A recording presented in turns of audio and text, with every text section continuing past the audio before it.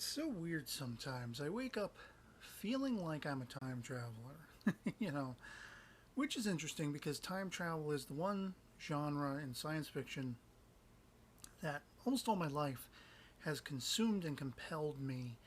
Uh, going Back to the Future and things like the George Powell Time Machine, which is my all-time favorite movie, the H.G. Wells novel of the same name that the film was based on, even the remake of the Time Machine with Guy Pearce, and I mean, time travel when it's done right.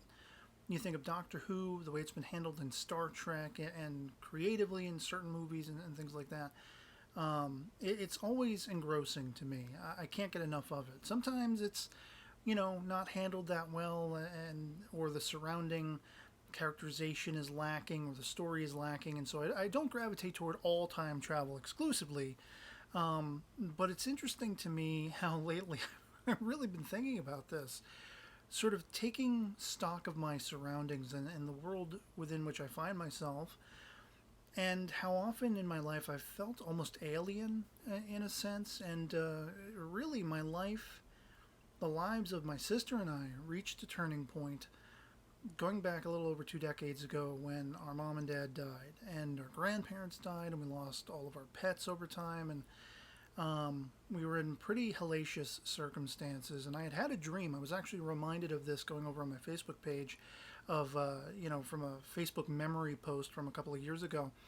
I had come to interpret a dream I'd had during this really down and out, harsh situation where I was fighting the state for guardianship of my sister, and they had taken her out of my care, and they were siphoning all of the death benefits from our dad and everything. And when that well dried up, they let her come home and all that kind of stuff. So it was very, monetary based why they had taken her, rather than all the excuses they were making up that I was too young and I couldn't be a parent and everything like that, couldn't raise my younger sister, whatever like that.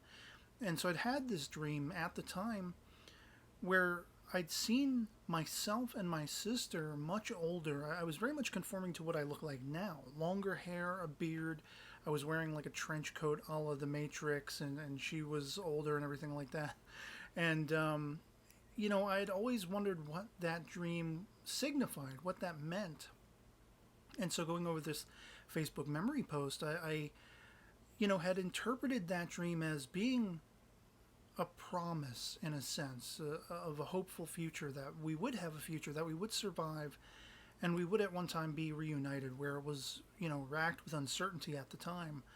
Um, we were afraid we wouldn't see each other again for a lot of that period, and eventually we won out. Eventually we stayed the course, we stayed true to ourselves, and we bested the harsh circumstances we were surrounded by.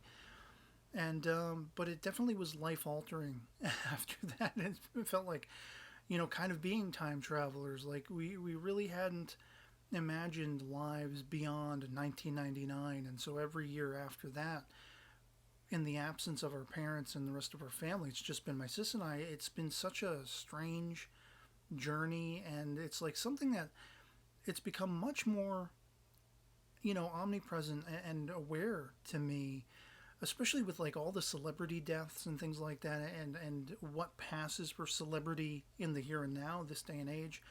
A lot of these people, I have no idea who they are, that kind of thing. I have always felt kind of like an alien to this world, but even more so now. I feel like every day I wake up, I'm in a completely new environment in a sense.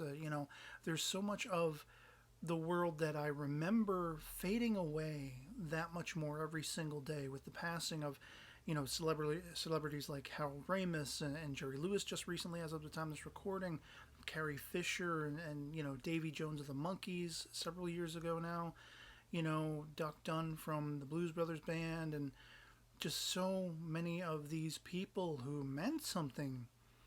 They're all passing away. George Romero, who created Night of the Living Dead, and it's so strange to me because, in a sense, it's almost like that fantasy of time traveling realized.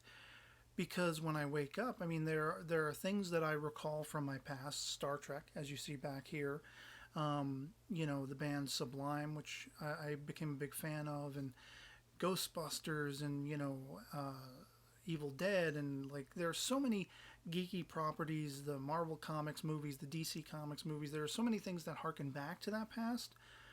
And I think film entertainment is probably the closest I can get to still falling back on those things that are familiar to me. But there's so much of it that seems to be dead and gone and people aren't aware of. I mean, I remember growing up in the 90s and watching reruns of sitcoms that were out in the 50s and 60s on Nick at Night. The Adventures of Superman, Alfred Hitchcock Presents, The Many Loves of Dobie Gillis, The Patty Duke Show, The Donna Reed Show, Father Knows Best, and all these things. And there are people, there are younger generations who are on their mobile devices and their smartphones and their tablets, and they have no concept of any of this stuff. I mean, I was watching some interviews with the Monkees in the last year or so. They had turned 50, air quotes. And, it's several years on from the passing of Davy Jones. And I was seeing people in the comments like, who the hell are these people? Who is this? What is this? What's this old man up on stage for playing guitar? Like being very disparaging and calling them garbage and being like, oh, that ain't like 50 Cent and all that stuff. And like, all these references to, I guess, musicians, rap artists, or whatever, like that I don't even know, And it's just like, I'm only 38. I'm getting old, I guess, but I'm not that old, and I feel like I'm ancient. I feel like the world has received a kick to the pants, the backside of the pants. And we've junted so far ahead technologically, and I think because of the technology and things of that sort. And yeah, it's an interesting contrast, an interesting dichotomy between technology and humanity, because there's so much of our human equivalent, that human quotient this day and age, that is regressive, that is racist and discriminatory, and can't wrap their minds around a female doctor, a female time lady as the doctor in Doctor Who, and can't wrap their minds around an all-female cast of Ghostbusters without there having to be some sort of agenda behind it and all these things. And the idea of conspiracies, and because so many of us are living lives online, there's been this overabundance, this groundswell of that armchair sort of judgment, that armchair reactionary thing. And it seems to have harbored and enabled so much disdain and hate and rage and all these things. And it's just, it's strange, because you look at like entertainment and what passes for, as I say, celebrity musicians and things like that. And there are so many faces that have come into the limelight over the last 10, 15, 20 years that I haven't followed, that I have no interest in. And there are so many shows that I don't care about, and things like that. And it's more so movies and movie actors from what feels like ages past. I mean, you have Robert Downey Jr. He's been around for a long time. He's evolved way beyond what he was when I first was encountered him. But it's like these elder actors and things like that are what make me feel a sense of semblance and solidarity to my own existence, in a sense, And with their passing, with their subsequent, repeated passing, I mean, the last couple of years has just been brutal, where it pertains to people I grew up with and people who make life recognizable as being a life to me, being surrounded by entertainment, being surrounded by things that make the pressures of actual daily living and the hardships you have to deal with better, and you can get through them easier. And it's just like, Robin Williams was one of the biggest ones, and John Ritter, and such like that. And I mean, I look back on people who were long dead and buried before I even was born. Laurel and Hardy, the Three Stooges, the Marx Brothers, and things of that sort.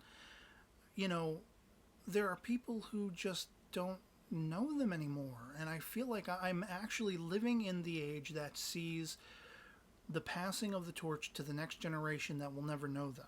that will never be familiar with them, that will never be inspired by them and aspire towards something because of them, because of the impressions they left upon them and everything like that, and instilled within them. And so I feel like a time traveler in a sense. I feel like I'm, moving, we're all moving ever forward, of course. We're all kind of pseudo time travelers, but I mean, I feel like I'm really in this waking age where things are thoroughly changing. The changing of the guard is something that I can perceive in reality as celebrities of old that conform to that recognizable life that I had in the past.